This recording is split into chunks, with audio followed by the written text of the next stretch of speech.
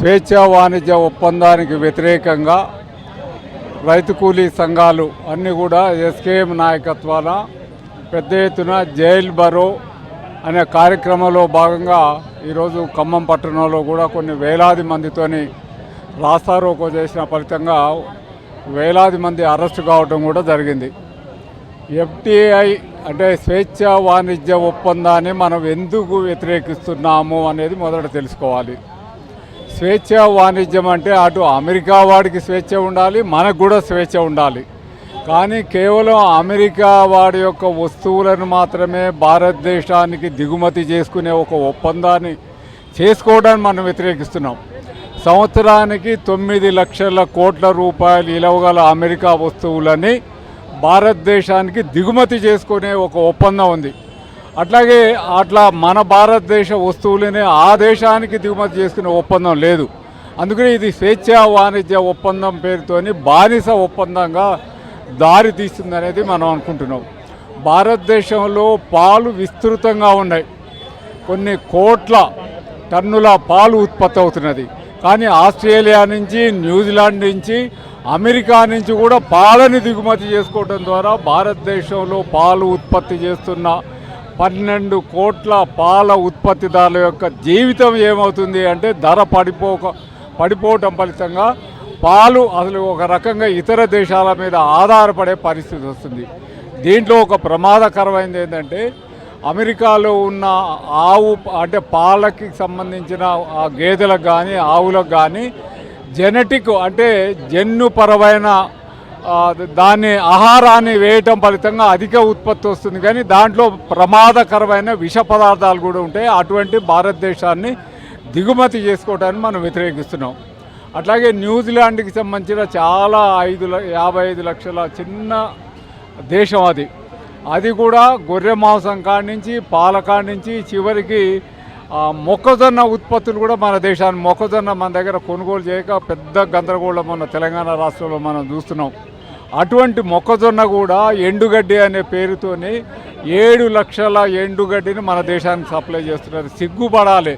ఈ భారతదేశంలో విశాలమైన మైదానం ఉంది, విశాలమైన మేత ఉన్నది.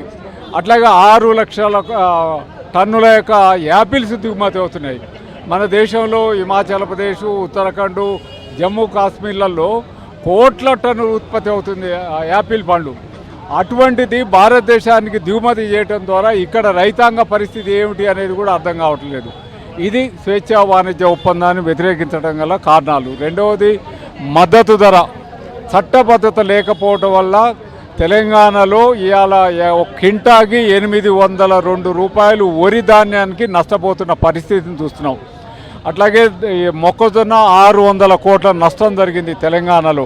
అట్లాగే పత్తికి సంబంధించిన క్వింటాకి 2000 రూపాయలు నష్టం జరిగింది. ఎవడు భరించాలి ఇది?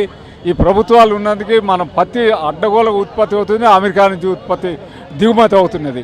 అందుకనే వీటికి వ్యతిరేకంగా ఇవాళ ఎస్కేఎం నాయకత్వంలో అఖిల భారత రైతు కూలీ సంఘం ఒక క్రియాశీలక పాత్ర వహిస్తూ ఇవాళ ఖమ్మం పట్టణంలో కూడా వందలాది మంది రైతు కూలీ సంఘం నాయకత్వంలో కూడా ఈ ధర్నాలో పాల్గొని రాస్తారోకలో పాల్గొని అరెస్టు కావడం కూడా జరిగింది. ఈరోజు ఎస్కేఎం జాతీయ కమిటీ ఇచ్చిన పిలుపులో భాగంగా జైల్ బరో పిలుపులో భాగంగా ఈరోజు ఖమ్మం జిల్లా కేంద్రంలో వేలాది మంది కార్మికుల రైతులతోని స్వేచ్ఛాయుతంగా మేము ధర్నా చేస్తుంటే అక్రమంగా తీసుకొచ్చి ఇక్కడ 2 టౌన్ పోలీస్ స్టేషన్లో అరెస్టు చేయడం జరిగింది. ముందుగా దాన్ని మేము ఖండిస్తున్నాం. ఏదైతే అరెస్ట్ చేసిన నాయకులు కానీ కార్మికులు కానీ కూలీలు కానీ వెంటనే విడుదల చేయాలని చెప్పేసి అఖిల భారత రైతు కూలీ సంఘం తరఫున జిల్లా కమిటీ తరఫున డిమాండ్ చేస్తున్నాం. ప్రధానంగా ఈ 10 సంవత్సరాల మోడీ పాలనలో రామరాజ్యం తీసుకొస్తానన్నాడు. ఇలా రైతులకి కూలీలకి రామరాజ్యం కాదు, ఆకలి రాజ్యంగా మార్చివేసినాడు. ఏదైతే 1 సంవత్సరాల కాలం పట్టు లక్షలాది మంది కార్మికులతోని 800 మంది అమరులై ఏదైతే రైతుల్ని కూలీల్ని కార్మికుల్ని బజారును పడేసిన చట్టాల్ని 3 నల్ల చట్టాలని 4 లేబర్ కోడ్లని తీసుకొచ్చాడు. అయ్యా మేము రద్దు చేయాలని చెప్పేసి 800 మంది చనిపోతే ఆ రోజు వచ్చి అదే ఉద్యమాల దగ్గర కూర్చొని తాను లిఖితపూర్వకంగా మేము వీటిని రద్దు చేస్తామని చెప్పేసి ఇవాళ హామీ ఇచ్చి తిరిగి వాటిని దొడ్డిదారిన ప్రవేశపెడతాను. అదే కాదు ఇంకా 44 కోళ్లకు ఉన్న కార్మికుల్ని ఇలా 4 కోళ్లుగా తీసుకొచ్చాడు. 12 గంటల పని దినాన్ని కార్మికుల మీద రుద్దుతుండు. మరి ఏదైతే సంఘం ఉందో సంఘం పెట్టే హక్కు లేదంటున్నాడు. అదే కాకుండా ఇలా ఇంకా ఒక తీవ్రమైన నష్టం జరుగుతూ ఉంది. స్వేచ్ఛా వాణిజ్యాల ఒప్పందాల పేరుతోని ఇలా బహుళ జాతి కంపెనీలకు సంబంధించిన వస్తువులు కానీ వాటి మరి ఇలా ఆటోమొబైల్ రంగంలో కానీ కార్మికులు కానీ రైతులకు కానీ నష్టం కలిగించే లక్షలాది వస్తువులు ఇలా దిగుమతి చేస్తున్నారు. దీని ఫలితంగా ఇలా రైతులు కానీ కూలీలు కానీ బజారు పడే అవకాశం ఉంది. ఒకవైపు ఇలా అన్నిటికీ చట్టం ఉంది, కానీ ఇలా రైతులకు చట్టం లేదు. ఒక వస్తువు తయారు చేస్తే ఒక పెన్ను తయారు చేస్తే ఆయన పేటెంట్ తీసుకొని దానికి ఇలా రేటు పెడుతున్నాడు. కానీ ఇలా పత్తి పండించి మిర్చి పండించి అయ్యా నేను పత్తిని 20,000 అమ్ముతా, అయ్యా పత్తిని నేను 20,000 అమ్ముతా, నాకు గిట్టుబాటు ధర కాలేదంటే ఇంతవరకు 69 సంవత్సరాల పాలనలో ఒక చట్టం తయారు చేసుకోలేకపోయిందంటే ఇది సిగ్గుపడాల్సిన విషయం. అందుకోసమే ఏదైతే కార్మికుల్ని కూలీల్ని బజారు పడేస్తుందో ఆ 3 నెలల చట్టాలని కార్మిక 4 లేబర్ కోడ్లని స్వేచ్ఛా వాణిజ్య ఒప్పందాలని వెంటనే రద్దు చేయాలి. లేకపోతే భవిష్యత్తులో మొన్న నీకు ఢిల్లీలో అయితే ఏదైతే గతి పట్టిందో భవిష్యత్తులో ఇంతకంటే ఎక్కువ రైతుల్ని కూలీల్ని అన్ని వర్గాల ప్రజలను సమీకరించి నీ గద్దె దించాల్సి వస్తుందని చెప్పేసి ఈ సందర్భంగా మేము రైతు కూలీ సంఘం జిల్లా కమిటీ తరఫున డిమాండ్ చేస్తున్నాం. రైతు సోదరులారా, ఈ దేశంలో 3 వంతుల భూమి 3 వంతుల నీళ్లు 1 వంతు భూమి ఉన్న దేశము, సకల సంపదలు గల దేశము. అయినా మన దేశంలో దరిద్రము కొట్లాడుతూ ఉంది. 100% మంది దరిద్ర రేఖకు దిగువగా ఉన్నారు. ఈరోజు రైతుల మీద కానీ కార్మికుల మీద కానీ అనేక రకాలైన చట్టాలను తీసుకొచ్చి వాళ్ళ కార్మిక హక్కుల్ని రద్దు చేయడానికి 4 లేబర్ కోడ్లను తీసుకొచ్చాడు. అట్నే 3 నల్ల చట్టాలను రైతుల మీద తీసుకొచ్చాడు.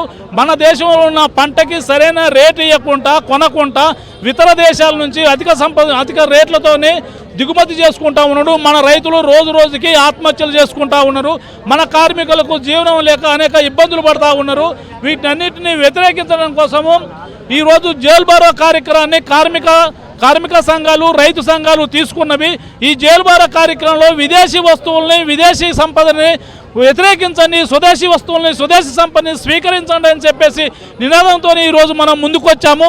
ఈ స్వదేశంలో పండుతున్న పంటకి సరైన గిట్టుబాటు ధర ఇవ్వాలి. కార్మిక చట్టాలు 4 చట్టాలని రద్దు చేయాలి. అట్లనే 4 లేబర్ కోడ్లను రద్దు చేసి మిగతా కార్మిక చట్టాలు ఎట్టయితే ఉన్నాయో అట్లా యథాతథంగా ఉంచాలని చెప్పేసి రైతున్న 3 నల్ల చట్టాలని రద్దు చేయాలని చెప్పి మనం ఈరోజు డిమాండ్ చేస్తూ ఉన్నాము. ఈ డిమాండ్లను కాకుండా రైతు పండించే పంటకి సరైన రేటు లేదు. అట్లనే మందు కట్టలు విపరీతంగా రేట్లు పెరిగాయి. ఈరోజు ఒక రైతు మందు కట్ట కొనుక్కొని చేలు వేసుకోవాలంటే వేసుకోలేకపోతున్నాడు. మందు కట్టల పేరుతోని ఆన్లైన్ సిస్టమ్ పెట్టారు. ఆన్లైన్ సిస్టంలో చదువు రాని రైతులు కానీ సెల్ ఫోన్ లేని రైతులు, టచ్ సెల్ ఫోన్ లేని రైతులు ఆన్లైన్ చేసుకోవడానికి చాలా ఇబ్బంది పడి ఈరోజు మార్కెట్లో మందులు కొనుక్కోవడానికి కానీ మందు కట్టలు కొనుక్కోవడానికి కానీ వ్యవసాయంలో వేసుకోవడానికి నానా ఇబ్బందులు పడతా ఉన్నారు. హమాలీ కార్మికులకి సంక్షేమ బోర్డు లేదు, ఆశా వర్కర్లకి గవర్నమెంట్ గుర్తింపు లేదు, గ్రామ పంచాయతీ కార్మికులకి గవర్నమెంట్ గుర్తింపు లేదు. అట్నే ఆటో రంగ కార్మికులకి 12,000 ఇస్తానడు, 1 రూపాయి కూడా ఇవ్వటం లేదు. ఈరోజు ఫ్రీ బస్సు పెట్టి ఆటో కార్మికుల జీవితాల మీద దెబ్బ కొట్టాడు. అట్నే ఇప్పుడు క్యాబులు బుక్ చేసుకొని వస్తూ ఉన్నారు, ర్యాపిడోని బుక్ చేసుకొని వస్తూ ఉన్నారు. ఆటో వాళ్ళు అడ్డాలు పెట్టుకొని నిరాహార దీక్ష చేసినట్టు కూర్చొని రూపాయి లేక ఇంటికాడ పిల్లల్ని పోషించుకోలేక పోతా ఉన్నారు. కాబట్టి వీటన్నిటిని రద్దు చేసి కార్మికులకు సమాన హక్కులు కల్పించాలి, కార్మిక చట్టాలను యథాతథంగా ఉంచాలి. అట్నే రైతులకి ఈ మందు కట్టలనే యాప్ని రద్దు చేసి మళ్ళీ యథాప్రదంగా గవర్నమెంట్ సొసైటీ నుంచే సరైన రేట్లోనే అందియాలి అని చెప్పేసి డిమాండ్ చేస్తూ ఉన్నాం. ఖమ్మం ప్రజలారా, అన్నలారా, అక్కలారా, రైతులారా, కార్మికులారా, మేధావులారా, మీ అందరికీ ప్రగతిశీల మహిళా సంఘంగా ఖమ్మం జిల్లా కార్యదర్శి వై చానకి మీకు తెలియజేసింది ఏంటంటే, క్విట్ ఇండియా పేరుతోటి ఒక 100 సంవత్సరాల క్రితం క్విట్ ఇండియా పేరుతోటి వేలాది మంది ప్రజలు బయటకు వచ్చి రైలు రాకోలు, ధర్నాలు, ర్యాలీలు తీస్తే అప్పుడు చాలా మందిని ఎన్కౌంటర్లు చేసి చంపేసిన పరిస్థితి మనం చూస్తూనే ఉన్నాం. గత 2 సంవత్సరాల క్రితం 1,00,00,000 మంది రైతులు ఢిల్లీ నడి ఒడ్డున రాస్తారోకలు చేసి దిగ్బంధం చేస్తే 870 మంది చనిపోతే వాళ్ళ కుటుంబాలకి ఇప్పటిదాకా కూడా జీవనోపాధి చూపించలేక లిఖితపూర్వకంగా రాసించిన మన మోడీ ఈ 4 చట్టాలను లిఖితపూర్వకంగా రాసిచ్చి ఈ అమలు చేస్తా, నేను పార్లమెంట్లో పంపిస్తా, వీటినన్నిటిని రద్దు చేస్తానన్న మోడీ తెల్లారే నెక్స్ట్ మొన్న ఎన్నికలలో గెలిచినాక రైతులని విద్యార్థి పిల్లల్ని పేపర్ల పేరుతోటి లీకులు చేసి విద్యాశాఖ మంత్రులు ప్రధానమంత్రులు దానికి సంబంధించిన వ్యవసాయ శాఖ మంత్రులు మొత్తం వ్యవసాయాన్ని తాకట్టు పెట్టి వాదానికి అంబానికి అమెరికా చెప్పు శాతలలో ఉండి ఇవాళ ప్రజానికాన్ని పేద ప్రజల్ని రైతుల్ని బజారు పాలన చేసిన పరిస్థితి కనపడతా ఉంది. వీటన్నిటికీ కారణం ఎవరు అంటే మన ప్రధానమంత్రి మోడీ. దేశ్కి బచావో దేశ్కి హటావో అన్న మోడీ ఇవాళ పేద ప్రజల చేతులలో పండించిన పంటకి గిట్టుబాటు ధర ఇవ్వక కొత్త చట్టాలను తీసుకొచ్చి పాత 100 సంవత్సరాల క్రితం రాసిన చట్టాలను రద్దు చేసి ఇవాళ మోడీ కొత్త చట్టాలను తీసుకొచ్చి రైతులను అగోగత పాలన చేస్తాడు. దీన్ని క్షమించే పరిస్థితి లేదు. మేధావులు ఖండించాలి, కార్మికులు ఖండించాలి.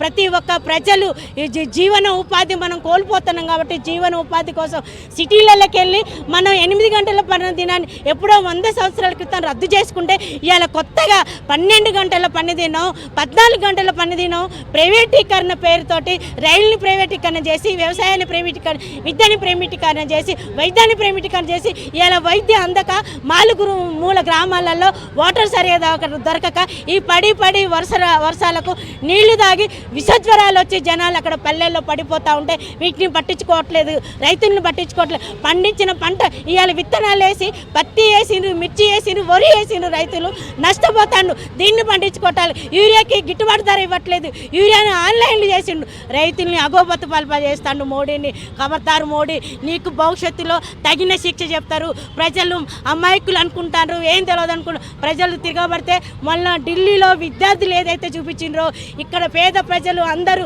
ఎక్కుబట్టి నీకు అదే చూపిస్తారని ప్రగతిశీల మహిళా సంఘంగా ఖమ్మం జిల్లా కార్యదర్శి వై జానకిగా డిమాండ్ చేస్తూ ఉన్నాం, హెచ్చరిస్తున్నాం.